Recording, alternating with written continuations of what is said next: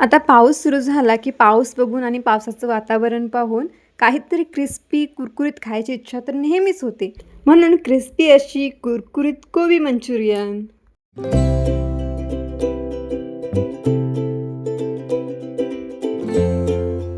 Hello everyone, खूप खूप स्वागत आहे तुमचं आमच्या चॅनलवरती. तर आपण आज पाहणार आहोत कुरकुरीत अशी क्रिस्पी कोबी मंचुरियन, जी मऊ पडणार आणि कुरकुरीतच राहणार. त्यासाठी मी 2 कोबीचे गड्डे म्हणजेच 2 कोबी फ्लॉवर बारीक चिरून घेतलेले आहेत.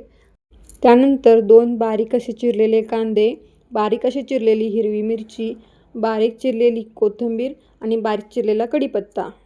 आलं लसूण पेस्ट घेतलेली आहे 1 वाटी. 2 चमचे धना पावडर घेतली आहे. त्यानंतर टोमॅटो सॉस जेवढा आपल्याला गरज आहे तेवढा आपण वापरू शकतो. त्यानंतर 1 वाटी मैदा घेतलेला आहे आणि 1 वाटी मक्याचं पीठ म्हणजेच कॉर्नफ्लॉवर घेतलेलं आहे. तर आता हे सगळे पदार्थ मी बारीक चिरलेल्या कोबीमध्ये ॲड करून घेणार आहे.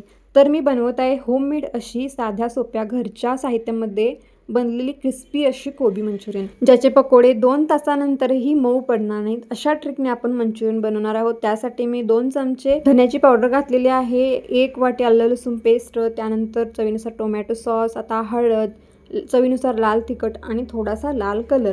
आता ह्यामध्ये ॲड करूया कॉर्नफ्लॉवर आणि 1 वाटी घेतलेला मैदा. त्यानंतर घालायचं आहे चवीनुसार मीठ. आणि आता सगळ्यात महत्त्वाची गोष्ट ती म्हणजे 2 चमचे बारीक रवा यात आपल्याला ॲड करायचा आहे. रव्यामुळे मंचुरियनला क्रिस्पीपणा येतो, कुरकुरीतपणा येतो. 2 तासानंतर ही मंचुरियन खाल्ली तर ती मऊ पडत नाही. ह्या ट्रिकने जर तुम्ही मंचुरियन करून पाहिलात तर एक नंबरच होणार. कारण व्हिडिओ स्किप करू नका, शेवटपर्यंत पहा. माझी मंचुरियन तरी खूप अशी क्रिस्पी झालेली आहे. तुम्हीही ट्राय करून बघा, क्रिस्पीच होणार. त्यानंतर पाणी न घालता, इथे पाण्याचा वापर करायचा नाही, पाणी न घालता आपल्याला हे पीठ मळून घ्यायचं आहे.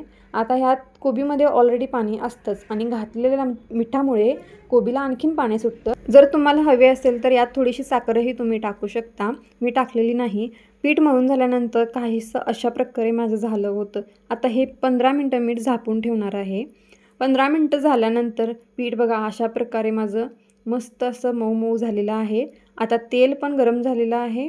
आता पकोडी मी अशा प्रकारे हळूहळू सोडून घेते.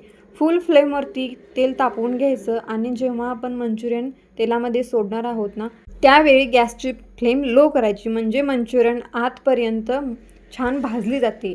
फुल फ्लेमवरती मंचुरियन भाजली तर ती वरून तेवढीच भाजते, आतून कच्चीच राहते. त्यामुळे आपल्याला बारीक फ्लेमवरती मंचुरियन छान अशी खरपूस रंगा येईपर्यंत भाजून घ्यायचे आहे. आता मंचुरियनचे पकोडे खरपूस रंगावरती छान असे तळून झालेले आहेत. हे पहा, अशा प्रकारे मंचुरियनला कलर आला आणि प्लेटमध्ये काढल्यानंतर बघा खडकन असा मस्त क्रिस्पी क्रिस्पी मंचुरियनचा आवाज येत आहे. आता मंचुरियनचे पकोडे सगळे तळून झाल्यानंतर काही अशा प्रकारे दिसत आहेत. मस्त छान कलरही आलेला आहे.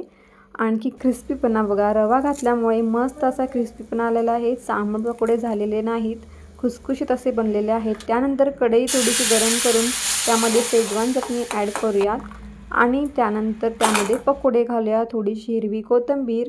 हे मस्तपैकी फ्राय करून घेऊया. आता हे फ्राय होईपर्यंत जर तुम्ही चॅनलवरती नवीन असाल तर चॅनलला सबस्क्राईब करा, व्हिडिओला लाईक करा आणि कमेंट करायला विसरू नका. आता यामध्ये थोडीशी बारीक चिरलेली कोबी ॲड करूया आणि मस्त असं परतून घेऊन एका प्लेटमध्ये सर्व करून घेऊयात.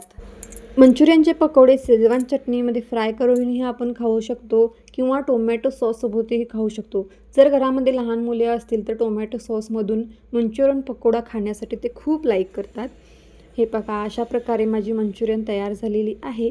कशी वाटली तुम्हाला माझी कोबी मंचुरियनची रेसिपी नक्की कमेंट करून सांगा आणि चॅनेलला सबस्क्राईब करा, जेणेकरून माझा पुढचा अपलोड केलेला व्हिडिओ तुम्हाला मिळून जाईल. बेल आयकॉन दाबायला विसरूच नका. तर चला, मस्त अशा क्रिस्पी झणझणीत चमचमीत नवीन रेसिपीसोबत भेटूया. बाय.